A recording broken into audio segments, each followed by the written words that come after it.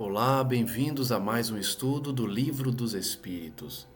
Hoje vamos estudar o capítulo 2, chamado Elementos Gerais do Universo. Depois de passarmos pela introdução da obra, que foi bem extensa, porque dá um resumo da doutrina, além de trazer todos os argumentos de Kardec, principalmente em relação aos céticos, nós vimos o capítulo 1, que fala de Deus. Com todas as indagações que essa questão pode trazer a quem se envolve no tema, especialmente porque não temos ainda a capacidade para compreendê-lo na sua perfeição absoluta. Já trabalhamos os principais conceitos e hoje vamos trabalhar os 3 elementos gerais do universo: Deus, Espírito e Matéria. Vejamos o que os Espíritos têm a dizer sobre esse tema, demonstrando que, de fato, no universo infinito, o que há é Deus Todo-Poderoso, Espírito, que é a sua criação, e a matéria, que vai aí se diversificar nos diversos elementos que nós conhecemos e estudamos, ainda que a ciência não tenha atingido o ápice sobre o conhecimento total dessa questão da matéria. Vejamos então o primeiro item: conhecimento do princípio das coisas. Pergunta número 17: é dado ao homem conhecer o princípio das coisas? Resposta: não. Deus não permite que ao homem seja tudo revelado neste mundo. Então, como já falei agora há pouco, nossa ciência ainda não alcançou a resposta para tudo, até porque nós não temos essa capacidade de compreensão, muito menos capacidade intelectual, ainda que estejamos a falar dos maiores gênios da humanidade. O maior gênio conhecido não tem capacidade de compreender ainda todas as coisas, as revelações, para se compreender o princípio de tudo, até porque nós aprendemos pela própria ciência e também pelo Espiritismo que o universo sempre existiu, assim como Deus que o criou e que nos criou, não é? e criou todos os demais elementos que existem no universo infinito. Porém, as definições, como nós vamos ver, nos trazem uma criação que não é como conhecemos, que tem um início para depois ter um fim. A questão da imortalidade, da infinitude é mais fácil de compreender, porque nós conseguimos enxergar que não há um fim, que nós somos imortais, mas que não há um início, por exemplo, para Deus ou para o universo. É um princípio ainda complicado de se compreender.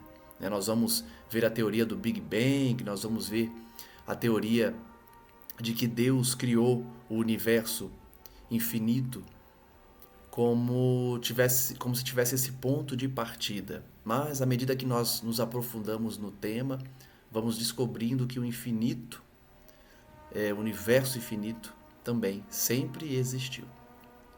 Mas continuemos com a pergunta número 18. Penetrará o homem um dia o mistério das coisas que lhe estão ocultas? Um dia será que nós vamos compreender tudo que hoje está oculto? Resposta: o véu se levanta a seus olhos à medida que ele se depura. Mas para compreender certas coisas, são-lhe precisas faculdades que ainda não possui. Então vejam que os Espíritos respondem a Kardec que para compreendermos os mistérios no futuro, temos que nos elevar moralmente, que é a depuração da alma. Mas além disso, temos que desenvolver faculdades que não possuímos ainda. Nós temos os 5 sentidos, o 6º sentido, que seria a mediunidade ou a capacidade de perceber o mundo espiritual, mas temos ainda muitas faculdades desconhecidas que um dia também teremos. Pergunta número 19. Não pode o homem, pelas investigações científicas, penetrar alguns dos segredos da natureza? Ou seja, será que pela ciência somente, sem adentrar nos temas do espírito, é possível penetrar nos segredos da natureza? Resposta: a ciência lhe foi dada para seu adiantamento em todas as coisas. Ele, porém, não pode ultrapassar os limites que Deus estabeleceu. Então vejam o limite da ciência. Qual o limite da ciência? Em relação à possibilidade de compreender a origem das coisas, a origem do universo, de Deus, do espírito, da matéria. O limite é aquele estabelecido por Deus. Então nós podemos fazer um exercício e perceber que limites são esses. Limites intelectuais, limites evolutivos, limites de faculdades, como nós vimos na pergunta 18. Não possuímos algumas faculdades que nos impedem de perceber a natureza de certos elementos ou enxergar certos elementos que estão aí no universo, que os cientistas chamam de matéria escura, invisível aos olhos, mas que já foi demonstrado que existe, que o Espiritismo traz o fluido cósmico universal como a matéria escura, aparentemente. Então, precisamos nos adiantar moralmente e desenvolver faculdades, mas a nossa ciência sozinha não pode atingir a sabedoria suprema, porque há limitações impostas por Deus. Kardec faz um comentário: quanto mais consegue o homem penetrar nesses mistérios, tanto maior admiração lhe devem causar o poder e a sabedoria do Criador. É isso que acontece com um cientista que estuda com sinceridade, sem dogmas, sem preconceitos. Ele percebe o poder de Deus, a grandeza de Deus, e fica admirado como a natureza é perfeita, como existe uma origem por trás de tudo. Entretanto, seja por orgulho, seja por fraqueza, sua própria inteligência o faz joguete da ilusão. Então, como eu disse, o cientista que vai despido de preconceitos, de orgulho, ele consegue visualizar a grandeza de Deus na ciência.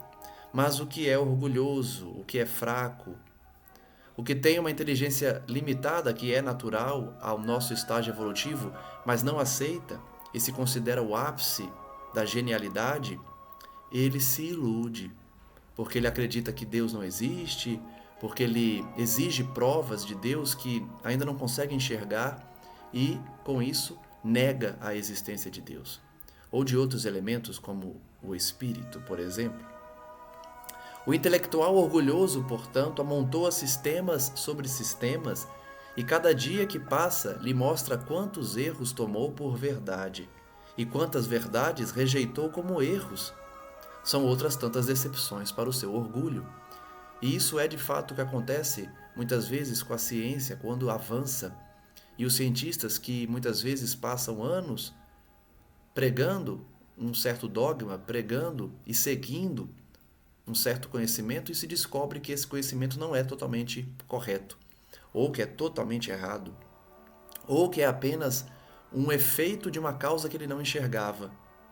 Então é preciso, todo estudioso precisa ter essa humildade para avançar nos estudos e perceber que há algo maior do que ele, há inteligências bem maiores que as dele.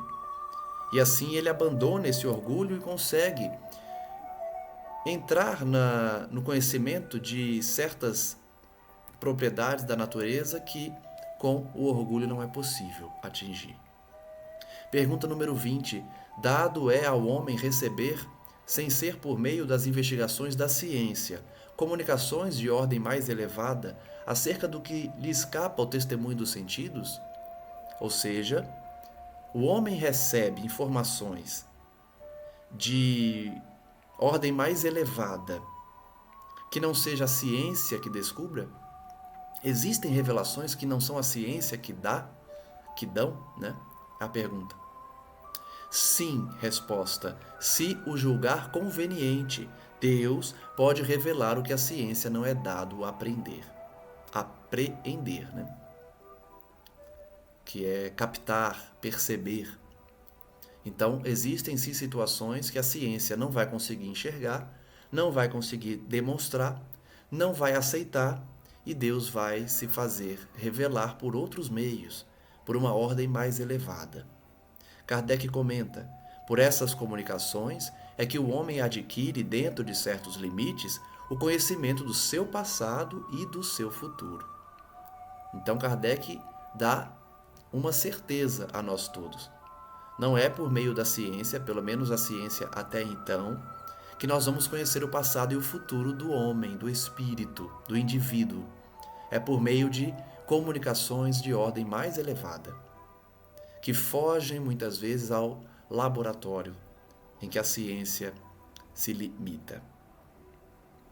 Vejamos agora as perguntas relacionadas a espírito e matéria. Pergunta número 21. A matéria existe desde toda a eternidade, como Deus, ou foi criada por Ele em dado momento? Vejamos aquelas questões que eu comentei no início, né? Sobre a origem das coisas. Será que a gente vai ter capacidade de compreender que Deus não teve um início? Mas a pergunta 21 é sobre a matéria. A matéria teve um início ou sempre existiu como Deus? Resposta dos espíritos: só Deus o sabe. Olha só. Os espíritos não se arriscam a responder se a matéria sempre existiu ou foi criada por Deus. Nós sabemos que Deus é o Criador Supremo, que Deus criou tudo. Mas os espíritos deixam aqui a entender: só Deus pode saber, só Deus sabe se a matéria sempre existiu. Há uma coisa, todavia, que a razão vos deve indicar: é que Deus, modelo de amor e caridade, nunca esteve inativo. Por mais distante que logreis figurar o início de sua ação, podereis concebê-lo ocioso, um momento que seja? Então vejam que a resposta nos traz um Deus ativo, que sempre cria, que nunca ficou inerte, parado, ocioso. Então, se eles não podem afirmar que a matéria foi criada por Deus, ou se sempre existiu, eles nos fazem pensar: Deus nunca ficou inerte, Deus nunca ficou ocioso. Então isso é um indício de que ele sempre criou. É um indício de que ele criou a matéria também. Pergunta número 22. Define-se geralmente a matéria como sendo o que tem extensão, o que é capaz de nos impressionar os sentidos, o que é impenetrável. São exatas essas definições? Vejam que nós mesmos hoje, em 2024, podemos responder essa pergunta de Kardec sem verificar qual foi a resposta dos espíritos. Por quê? Nós já sabemos que a matéria não é impenetrável. A própria ciência já descobriu isso há muito tempo. Eu não tenho conhecimento avançado nessa área, né, na área da física.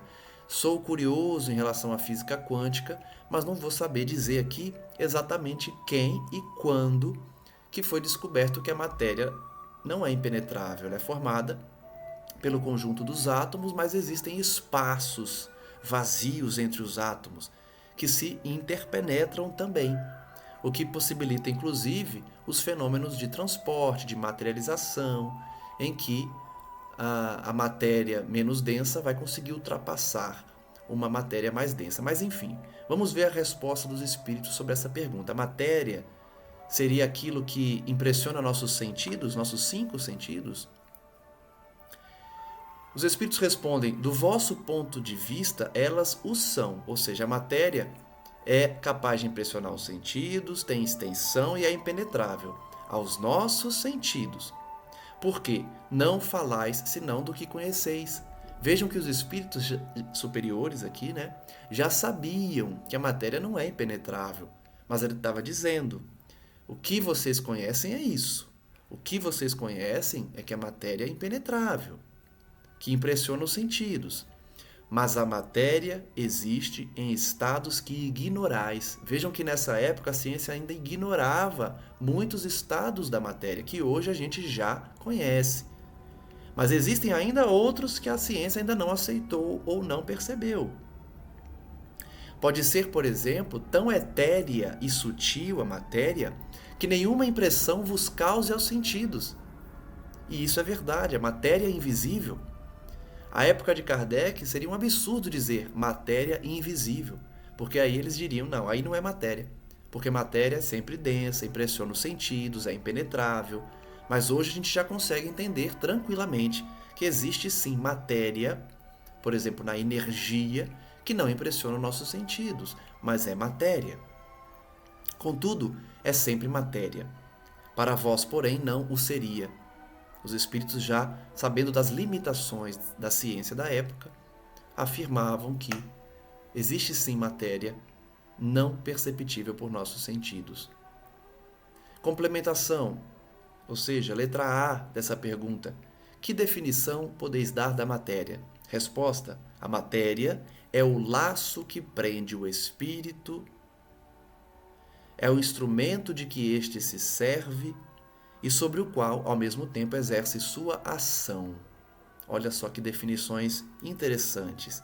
Laço que prende o espírito, né? Parece se referir ao perispírito. Instrumento que ele exerce a ação também parece se referir ao perispírito. Então vejam que os espíritos dão uma definição de matéria muito semelhante ao perispírito. Pelo menos as funções, né? Não uma definição do perispírito em si, mas uma das funções do perispírito, que é servir-se de intermediário, onde o espírito exerce sua ação no mundo físico, é por meio do perispírito. Matéria para os espíritos nessa pergunta, portanto, seria tudo aquilo que o espírito se utiliza para exercer sua ação. Por isso que nós, quando aprendemos sobre os elementos gerais do universo, vamos entender que o espírito manipula a matéria. Se Deus criou espírito e matéria, o espírito tem o poder de manipular essa matéria, exercer sua ação sobre ela, através do pensamento, através da vontade, como nós vamos aprender. Kardec ainda faz um comentário. Deste ponto de vista, pode dizer-se que a matéria é o agente, o intermediário com o auxílio do qual e sobre o qual atua o espírito. Ele basicamente repetiu a resposta com outras palavras, né? Porque intermediário, elemento sobre o qual o espírito atua. Pergunta número 23. Que é o espírito? Resposta: o princípio inteligente do universo. Olha só. Princípio inteligente do universo. A gente ainda vai aprofundar sobre esse tema, porque princípio inteligente, a gente aprende que seriam aqueles que animam os demais reinos, né? Que não o hominal. Porque chegado no reino hominal, o princípio inteligente se individualiza no espírito.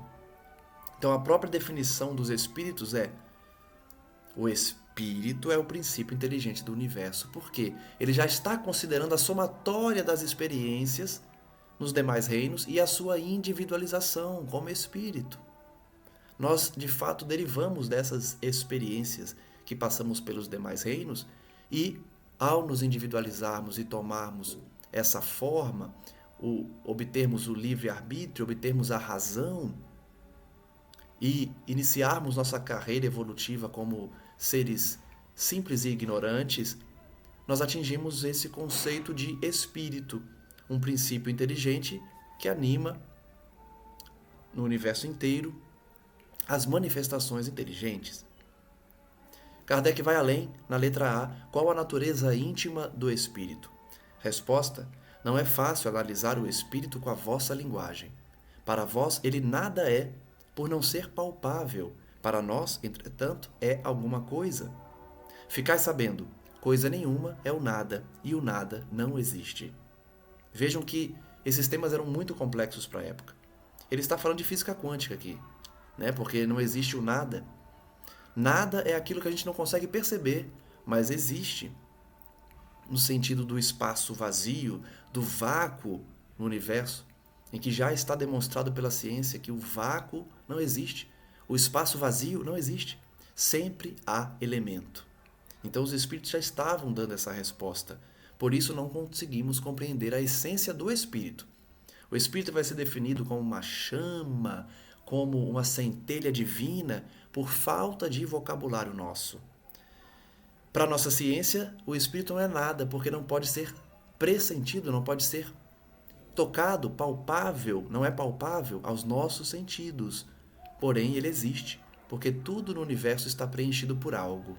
O espírito, portanto, é uma inteligência, é um princípio inteligente criado por Deus, individualizado depois das suas experiências nos demais reinos, como eu falei. Pergunta Kardec, então, na pergunta número 24, o espírito é sinônimo de inteligência? Olha como ele rebate, aliás, como ele insiste na resposta que já foi dada. A inteligência, respondem os espíritos, é um atributo essencial do espírito. Então veja, espírito não é sinônimo de inteligência, espírito possui inteligência. Inteligência é um atributo do espírito. E é essencial. Por que é essencial? Porque se o espírito não tivesse inteligência, ele ainda seria um princípio inteligente dos demais reinos. Ainda não teria aquela inteligência individualizada, simples e ignorante. Por mais que os princípios inteligentes, pelo próprio nome, tenham uma certa inteligência, ela é muito mais relacionada ao instinto e ao determinismo, guiados por Deus muito mais do que tomando suas próprias decisões pelo raciocínio. O espírito, sim, terá raciocínio, terá razão. Mas espírito não é inteligência. Inteligência é atributo do espírito. Uma e outro, porém, se confundem num princípio comum, de sorte que para vós são a mesma coisa. A gente consegue compreender que não é a mesma coisa, né? O espírito possui inteligência, mas não é a inteligência em si. Pergunta número 25. O espírito independe da matéria? Ou é apenas uma propriedade desta, como as cores o são da luz e o som o é do ar? Olha que pergunta. O espírito seria uma propriedade da matéria? Resposta dos espíritos: são distintos uma do outro, mas a união do espírito e da matéria é necessária para intelectualizar a matéria. Percebam que Kardec vai construindo um raciocínio para chegar na conclusão de que os elementos gerais do universo são Deus, Espírito e matéria. Depois de todas essas perguntas, nós vamos ver que ele chegará a essa conclusão. Porque os espíritos afirmam: espírito é uma coisa, matéria é outra. São distintos, mas a união do espírito e da matéria é necessária para intelectualizar a matéria. Olha só que expressão. Como assim intelectualizar a matéria? Dar inteligência à matéria? Vejam que não é a matéria em si que possui inteligência. Ela não tem esse atributo. A inteligência é um atributo do espírito, mas ele pode intelectualizar a matéria, agindo sobre ela. Por isso que Kardec vai estudar as chamadas mesas girantes. Porque as mesas vão girar, as mesas vão responder perguntas e ele vai perceber que não é a mesa que está respondendo. É um elemento inteligente por trás, é um princípio inteligente por trás, animando aquela mesa, aquela matéria. Então o espírito intelectualiza a matéria no sentido de dar uma propriedade a ela por algum momento, por meio da sua vontade, por meio de sua ação. Então, espírito é uma coisa, matéria é outra, e a matéria pode ser intelectualizada pelo espírito, dependendo da sua vontade. Letra A. Essa união é igualmente necessária para a manifestação do espírito? Então ele está perguntando. O espírito precisa se unir à matéria para que a manifestação aconteça? Entendemos aqui por espírito o princípio da inteligência, abstração feita das individualidades que por esse nome se designam. Ele está se referindo às entidades que se comunicavam na época dele, né? Espírito são as individualidades que estavam se comunicando. Então, a pergunta é necessária a união do espírito com a matéria para ter a manifestação? Resposta: é necessária a vós outros, porque não tendes organização apta a perceber o espírito sem a matéria. A isto não são apropriados os vossos sentidos. E aí a gente começa a entender por que os fenômenos das mesas girantes ocorreram. Os fenômenos das batidas, dos barulhos feitos nas casas para chamar a atenção das pessoas. Porque sem a união do espírito com a matéria, nós não conseguimos perceber o espírito, a inteligência por trás do fenômeno.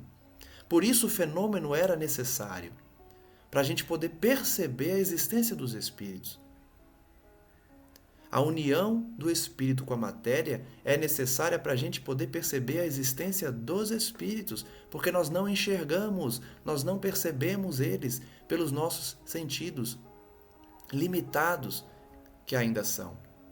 Então, por isso, a resposta dos espíritos é: a união do espírito com a matéria é necessária para que vocês percebam, mas o espírito não depende da matéria para existir. Ele existe separado da matéria, mas para a gente perceber aqui na Terra é preciso essa união com a matéria. Pergunta número 26. Poder-se-á conceber o espírito sem a matéria e a matéria sem o espírito? Para deixar bem claro, resposta: pode-se. É fora de dúvida, pelo pensamento. Então, por que pelo pensamento?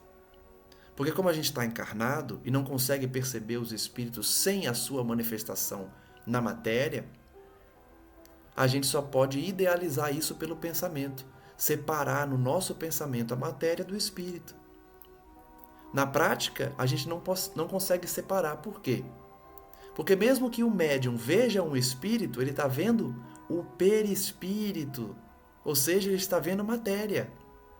Pode parecer difícil para quem não está acostumado com a linguagem espírita, mas deixa eu tentar me fazer mais claro. Quando um médium vê um espírito, ele na verdade está vendo a manifestação desse espírito pelo intermediário, que é o perispírito. Para quem já estudou, vai entender que existe o espírito, o perispírito e a matéria, o corpo físico. O intermediário do espírito com o corpo físico é o perispírito. Quando o espírito desencarna, ou seja, deixa a matéria, quando ele morre, quando a pessoa morre, ele leva consigo o perispírito. Por quê? O perispírito envolve o espírito. É esse intermediário. Então, a forma do espírito se manifestar no plano físico e no plano espiritual próximo à Terra é por meio do perispírito. Por isso, então, que é só pelo pensamento que a gente divide espírito de matéria. Haverá essa união com o perispírito sempre, até a gente depurar o perispírito a ponto dele ficar tão sutil que é como se ele não existisse. Mas, para nós aqui na Terra, fica muito clara essa separação, espírito e matéria. E matéria aí vai englobar tudo, desde o perispírito sutil, que em muitas ocasiões é grosseiro, né, para muitos espíritos, até a matéria bruta, a mesa, o computador que vocês estão vendo agora, a tela que vocês estão vendo, o corpo físico que a gente usa. Então, matéria, ela engloba tudo que os nossos sentidos podem captar. E também que os nossos sentidos não captam, mas não deixam de ser matéria porque não é espírito. São 3 os elementos no universo: Deus, espírito e matéria. O que não for espírito vai ser matéria, porque a gente não consegue perceber Deus. Mas Deus estará acima, como Criador Supremo, e, como se diz, mergulhados nele, todos estamos, porque esse plasma divino, que é o elemento geral do universo que engloba tudo que seria o fluido cósmico universal, ele está englobado no conceito de matéria que nós não conseguimos perceber e, ao mesmo tempo, como se Deus envolvesse tudo e a gente consegue sentir a presença de Deus em todos os lugares, porque tudo está preenchido por sua essência, que um dia nós vamos compreender. O importante é a gente definir pela teoria espírita que são 3 os elementos, como eu já disse. Mas continuando sobre as perguntas de Kardec, número 27, há então 2 elementos gerais do universo, matéria e espírito? Percebam, como eu disse agora há pouco, que à medida que as perguntas avançam, Kardec vai chegando à conclusão do capítulo, de que são 3 os elementos no universo: Deus, espírito e matéria. Até esse ponto aqui, até a pergunta número 27, ele chegou a 2 elementos. Por isso ele pergunta, então são 2 os elementos? Espírito e matéria? Porque até esse momento, o que estava sendo definido pela espiritualidade era somente espírito e matéria. Kardec não tinha percebido que a primeira definição, que é do capítulo anterior, Deus, também entraria como elemento geral do universo. Kardec ainda estava raciocinando a questão naquilo que a gente consegue enxergar e entender, espírito e matéria. Por isso ele pergunta, então são 2 elementos gerais? Ele não conseguiu enxergar por si só que Deus também é um elemento geral do universo. Mas vamos à resposta dos espíritos. A pergunta de Kardec, se são 2 elementos gerais no universo, espírito e matéria. Resposta, sim, e acima de tudo, Deus, o Criador, o Pai de todas as coisas.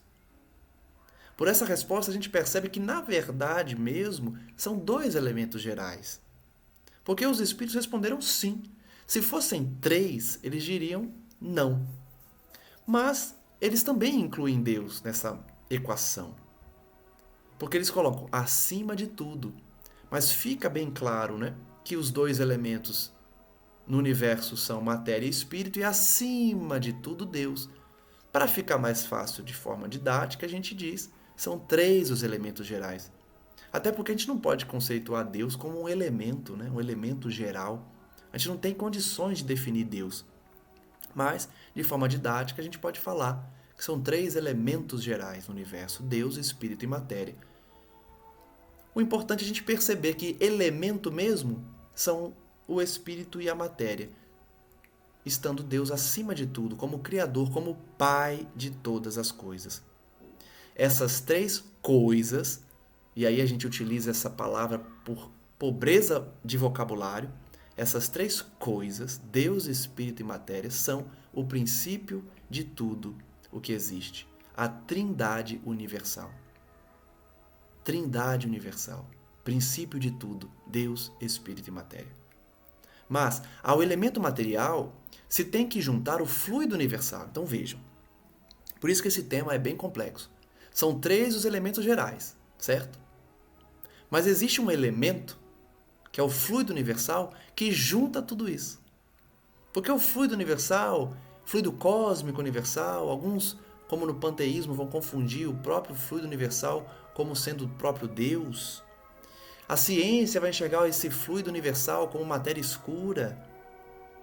Mas o fato é que esses 3 elementos são unidos pelo fluido universal, que é o mecanismo em que o pensamento viaja, é o mecanismo em que nós podemos enviar tanto vibrações, quanto energias, quanto sentimentos, pensamentos, por esse elemento. É como se fosse o plasma divino na conceituação de André Luiz. que desempenha o papel de intermediário entre espírito e matéria propriamente dita. E aqui, de novo, ele parece conceituar perispírito. Por quê? Porque o perispírito é formado pelo fluido cósmico universal.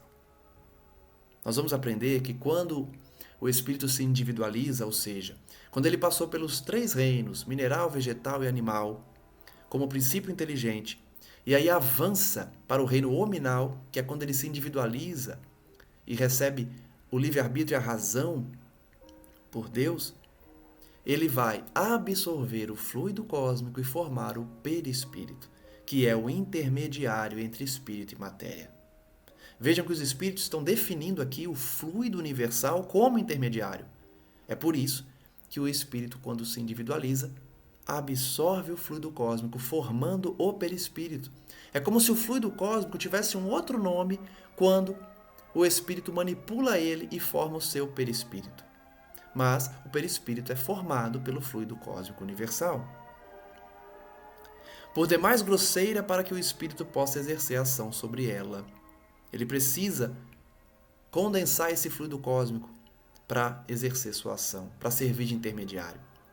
Embora, de certo ponto de vista, seja lícito classificá-lo com o elemento material, ele se distingue deste por propriedades especiais. Então vejam, olha que complexo. São 3 os elementos gerais: Deus, Espírito e matéria. Mas o fluido cósmico, por mais que você possa entendê-lo como matéria, não é matéria propriamente dita. Ela tem propriedades especiais que a matéria não tem. Então é como se a gente pudesse incluir o fluido universal como um 4º fator nessa equação, um 4º elemento.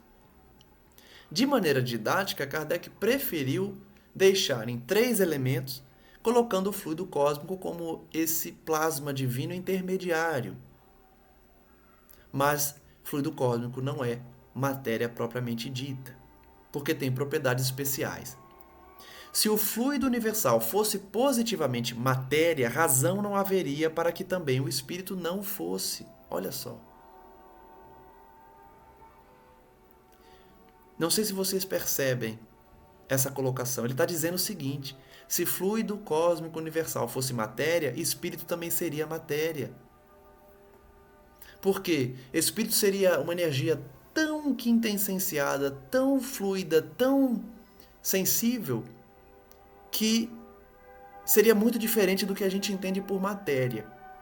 Mas se a gente for incluir o fluido cósmico, que também é um elemento dispersivo, fluido, sensível, a gente acabaria englobando tudo como matéria. Então faz muito sentido essa resposta. Para não se confundir, para não misturar os elementos, foram feitas essas definições. Fluido cósmico é um elemento, matéria é outro, espírito é outro. O fato é que eles se unem para o espírito poder manipular a matéria e se manifestar na matéria. Está colocado entre o espírito e a matéria, o fluido cósmico. É fluido como a matéria é matéria, e suscetível pelas suas inumeráveis combinações com esta, e sob a ação do espírito. Então vejam, para ficar mais fácil, né? Porque acredito que está difícil compreender pela complexidade do tema. Mas vamos lá.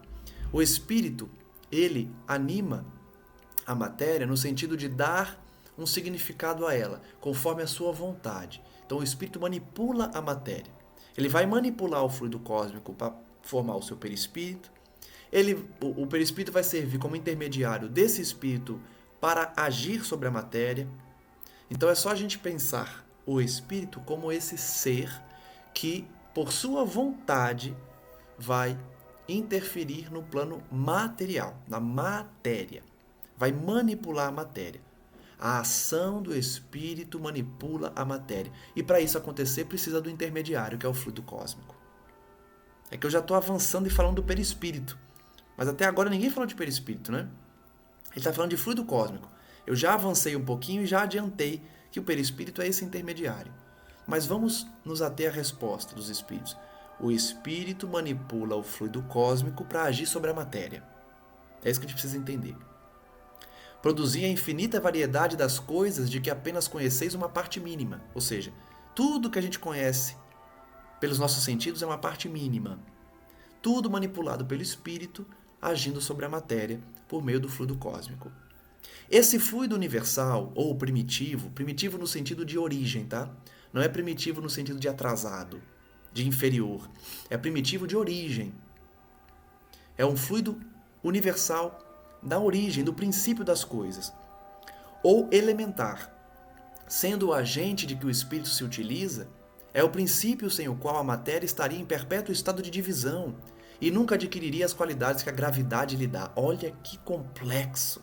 Vejam como isso é física quântica pura, ele já está falando de gravidade. Por quê? Porque são as manifestações da matéria no espaço infinito causada pela ação do espírito. Os espíritos estão explicando aqui que se não fosse essa ação inteligente, a matéria ia ficar eternamente no estado de divisão.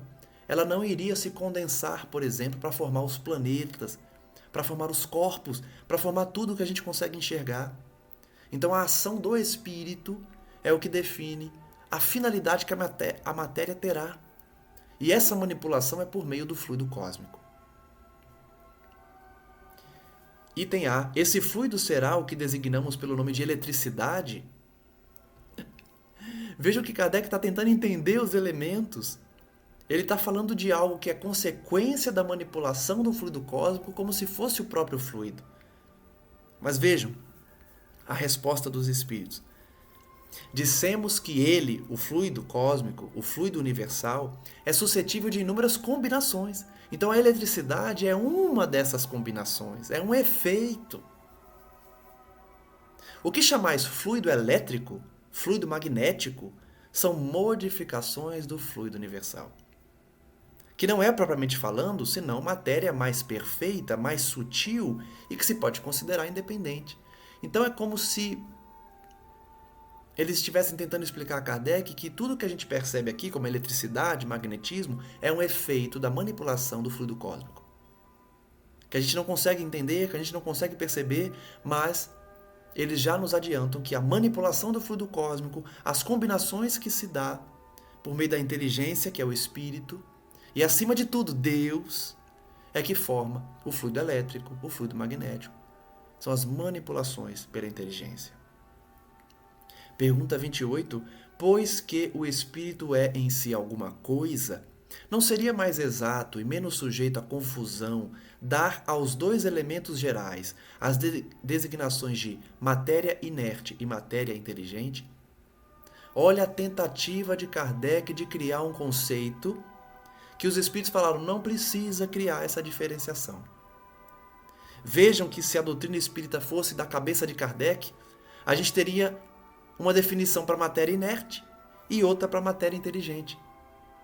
Kardec estava tentando deixar mais simples, falando assim, olha, espiritualidade, eu percebi que existe Deus acima de tudo, espírito, inteligência, princípio, inteligência, matéria e fluido cósmico ligando isso tudo. Isso eu entendi. Eu entendi que para o espírito manifestar-se na matéria, ele manipula essa matéria, por sua inteligência, por sua vontade. E para manipular a matéria, ele precisa do fluido cósmico. Beleza, entendi isso aí. Não seria melhor, para não ter confusão, a gente chamar espírito de matéria inteligente e fluido cósmico de matéria inerte? Olha só. Ou então, definir matéria como matéria inerte e definir espírito como matéria inteligente? Veja que Kardec estava tentando chegar a uma definição mais próxima da realidade, mas que, na minha opinião, traria mais confusão. O que vocês acham? Se a gente chamasse espírito de matéria inteligente, não ficaria estranho? Mas vamos ver a resposta, né? Dos espíritos. As palavras pouco nos importam. Compete-vos a vós formular a vossa linguagem, de maneira a vos entenderdes. Então, onde deixar a critério de Kardec. O próprio Kardec deve ter decidido que não é melhor não chamar espírito de matéria inteligente. Vai trazer mais confusão. As vossas controvérsias provêm quase sempre de não vos entenderdes acerca dos termos que empregais. Por ser incompleta a vossa linguagem, para exprimir o que não vos fere os sentidos. Basicamente, os Espíritos falaram, pode usar o palavreado que você quiser. A verdade é uma só. Deus acima de tudo, matéria criada por Ele, Espírito criada por Ele e fluido cósmico ligando Espírito e matéria. Essa é a verdade. Como você quer chamar, problema seu. Pode chamar do jeito que você quiser. Kardec decidiu, então, não conceituar espírito como matéria inteligente e matéria como matéria inerte. Mas a gente consegue entender o raciocínio dele, né? Por que ele está querendo chamar espírito de matéria inteligente? Porque espírito, em última instância, seria uma matéria mais sutil. Só que a definição que a gente conhece não é essa. A matéria sutil seria perispírito. Espírito mesmo não é matéria, é um elemento separado, como os próprios espíritos já responderam. Da mesma forma que não seria interessante chamar fluido cósmico de matéria inteligente e matéria de matéria inerte. Porque o fluido cósmico em si, ele não tem essa inteligência individualizada, própria, né? Ele é um elemento que o espírito se utiliza para interagir com a matéria. Então não é adequado chamar de matéria inteligente também. Vamos ver o comentário de Kardec sobre essa resposta. Um fato patente domina todas as hipóteses. Vemos matéria destituída de inteligência e vemos um princípio inteligente que independe da matéria. Realmente, vemos matéria destituída de inteligência nos objetos. Isso é fácil de enxergar. E vemos um princípio inteligente que independe da matéria. Também vemos o espírito sobrevivendo à morte do corpo físico, por exemplo, independente da matéria. A origem e a conexão destas duas coisas nos são desconhecidas. Então, apesar da gente entender o efeito, que é a matéria que a gente sente hoje, pelos nossos sentidos a gente percebe, e o espírito que se manifesta e já comprovou a sua existência também. O efeito a gente consegue enxergar, mas a origem, a conexão que a gente não conhece ainda. Se promanam ou não de uma só fonte, se há pontos de contato entre ambas, se a inteligência tem existência própria ou se é uma propriedade, um efeito, se é mesmo, conforme a opinião de alguns, uma emanação da divindade, ignoramos. Então vejam que Kardec é humilde em reconhecer que muitos conceitos nós não conseguimos obter ainda. Se a inteligência age sozinha, sem o espírito, se espírito e matéria foram criados por Deus, tiveram a mesma origem, ao mesmo tempo ou não, se a inteligência seria muito mais uma propriedade do espírito ou um efeito, ou tem vida própria, né, que ele quis dizer, ou se o espírito é uma emanação da divindade, isso a gente ignora. A gente consegue responder algumas dessas indagações pela sistemática que os espíritos nos trouxeram, que eu já repeti várias vezes, né? Deus, espírito, matéria e fluido cósmico envolvendo para possibilitar a manifestação do espírito na matéria. Mas Kardec prossegue, elas se nos mostram como sendo distintas, ou seja, espírito e matéria são distintos. Daí o considerarmos-las formando os dois princípios constitutivos do universo, espírito e matéria. Dois elementos constitutivos do universo. Tudo que há no universo que a gente consegue perceber e o que a gente consegue pensar e imaginar vai estar enquadrado como matéria ou como espírito. E, logicamente, Deus acima de tudo isso, né? Vemos acima de tudo isso uma inteligência que domina todas as outras, como eu falei, que as governa, que se distingue delas por atributos essenciais. A essa inteligência suprema é que chamamos Deus. Então vejam que com essa resposta Kardec define que de fato no universo são três os elementos gerais, sendo aí o terceiro, que é Deus, mas na verdade estando acima dos elementos, e o fluido cósmico universal, envolvendo esses elementos para possibilitar o seu contato, a sua manifestação. Vejamos no finalzinho do estudo de hoje o item propriedades da matéria, para a gente entender um pouco mais da matéria. Questão número 29, a ponderabilidade é um atributo essencial da matéria, ou seja, ponderabilidade, a gente conseguir perceber, a matéria ser ponderável, sensível aos nossos sentidos, é um atributo da matéria? Será que a ponderabilidade é um atributo da matéria? Resposta dos espíritos: da matéria como a entendeis, sim. Ou seja, da matéria que a gente consegue perceber, sim. A ponderabilidade é um atributo essencial. Não, porém, da matéria considerada como fluido universal. Então vejam, por isso que os espíritos disseram, olha, fluido universal você até pode chamar de matéria, mas não é matéria exatamente. Ela tem atributos essenciais, tem propriedades próprias dela, né? Mas o fluido universal, por exemplo, não tem ponderabilidade. A matéria etérea, ou seja, essa matéria mais fluida, mais sensível, mais quintessenciada, mais sutil, constitui esse fluido e por isso é imponderável. Então a ponderabilidade, ela não é um atributo do fluido cósmico, apesar de ser matéria também, uma matéria diferente. Nem por isso, entretanto, deixa de ser o princípio da vossa matéria pesada. Olha só, matéria pesada, olha que nomenclatura estranha. Mas ele está falando da matéria, que a gente consegue perceber. O corpo físico, os objetos, a mesa, a cadeira, enfim. Matéria densa ou matéria pesada. Qual o princípio da matéria pesada, da matéria densa? O fluido cósmico. Porque é uma matéria mais sutil, que vai se adensando para formar essa matéria que nós percebemos. Kardec comenta: a gravidade é uma propriedade relativa. Fora das esferas de atração dos mundos não há peso, do mesmo modo que não há alto nem baixo. Olha só, Kardec já estava avançando em conceitos modernos da física quântica, que a gravidade é um efeito e não um elemento individualizado, não um elemento geral. É um efeito.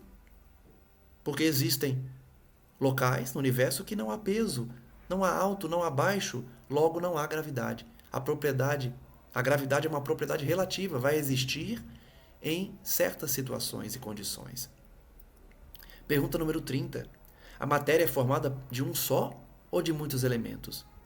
Resposta: de um só elemento primitivo, e aqui de novo, primitivo como origem, não como inferior. Qual é o elemento primitivo da matéria? Fluido cósmico, fluido universal.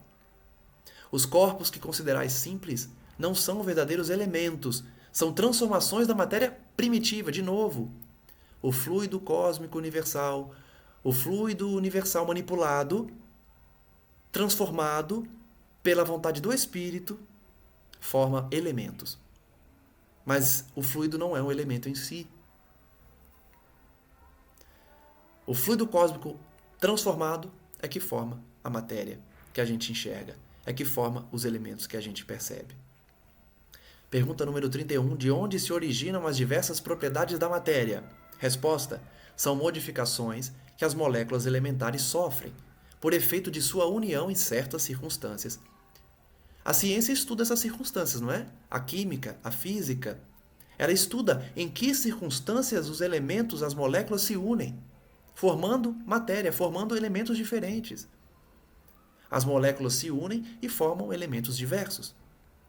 Então, as propriedades da matéria são consequência das modificações das moléculas pela ação da vontade do espírito no fluido cósmico universal. Um dia a ciência vai aceitar isso. Ou então, ela vai chamar com outros nomes, mas vai estar falando da mesma coisa. Ela já está falando das mesmas coisas que o Espiritismo fala, mas com outros nomes. A modificação da matéria primitiva, que é o fluido cósmico, vai formar os elementos, pela disposição das moléculas. Pergunta número 32. De acordo com o que vim de dizer, os sabores, os odores, as cores, o som, as qualidades venenosas ou salutares dos corpos não passam de modificações de uma única substância primitiva? Olha que pergunta de Kardec. E a resposta é melhor ainda, mais concisa ainda, sem dúvida. E que só existem devido à disposição dos órgãos destinados a percebê-las. Então, além de tudo que a gente percebe ser resultado da manipulação do fluido cósmico, esses elementos só existem porque nós temos órgãos para perceber. Senão, eles não seriam manipulados, não teriam porquê, não teria razão de ser. Só são manipulados pelo espírito porque nós temos condições de perceber esses elementos após essa manipulação. E tudo deriva do fluido universal. Por isso que o panteísmo vai dizer que o fluido universal é o próprio Deus, porque tudo deriva dele. Mas o fluido universal, na verdade, é esse intermediário, é a manifestação do divino, né? Que preenche tudo. Então, tudo que existe, odor, cor, som. Hoje a física quântica começa a falar de som que existe nas moléculas, nos elementos químicos. Os elementos químicos têm um som vibracional próprio. Isso é física quântica, isso é química também avançada. Tudo é manipulação. Por isso que os espíritos e o próprio Cristo manipulou as moléculas do pão para multiplicar, manipulou as moléculas da água para poder andar sobre ela. Tudo é manipulação do fluido cósmico. Comentário de Kardec. A demonstração deste princípio se encontra no fato de que nem todos percebemos as qualidades dos corpos do mesmo modo. Enquanto que uma coisa agrada ao gosto de um, para o de outro é detestável. O que uns veem em azul, outros veem em vermelho. O que para uns é veneno, para outros é inofensivo ou salutar. Kardec está comentando que a variação dos elementos vai trazer essa distinção, essa diferença em como cada um percebe esses elementos. Depende dos órgãos, mas tudo deriva do mesmo fluido. Pergunta número 33. A mesma matéria elementar é suscetível de experimentar todas as modificações e de adquirir todas as propriedades? Então ele está perguntando, esse fluido cósmico, esse fluido universal, experimenta todas as modificações? Adquire todas as propriedades? Resposta, sim. E é isso que se deve entender quando dizemos que tudo está em tudo. E aqui tem uma nota.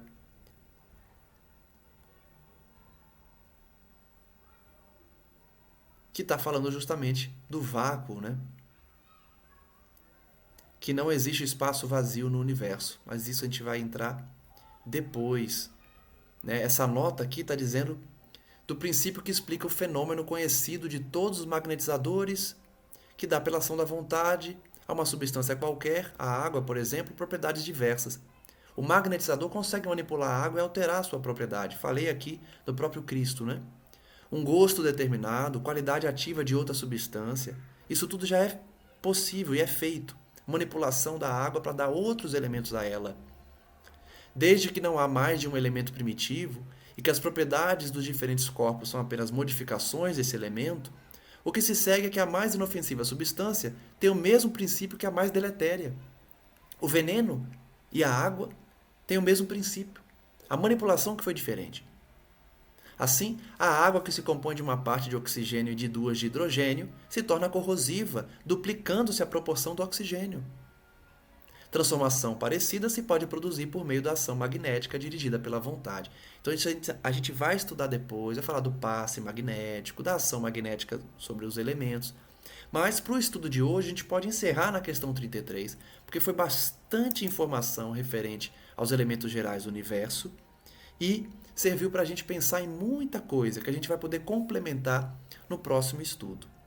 Espero então ter sido claro. Qualquer dúvida, coloquem nos comentários. É um tema difícil, é um tema complexo, que traz dúvidas. Podem perguntar, que a gente vai tentando responder com a literatura espírita, com os elementos que a gente busca na própria resposta da espiritualidade, como no estudo das obras básicas e complementares também. Hoje estudamos os elementos gerais do universo.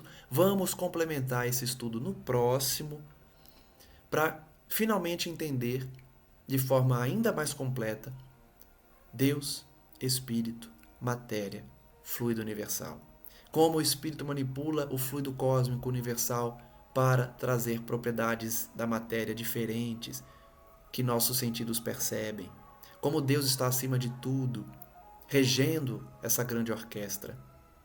Espero então que todos possam ter apreciado o estudo de hoje, possam continuar estudando, porque é uma necessidade do espírita moderno também estudar.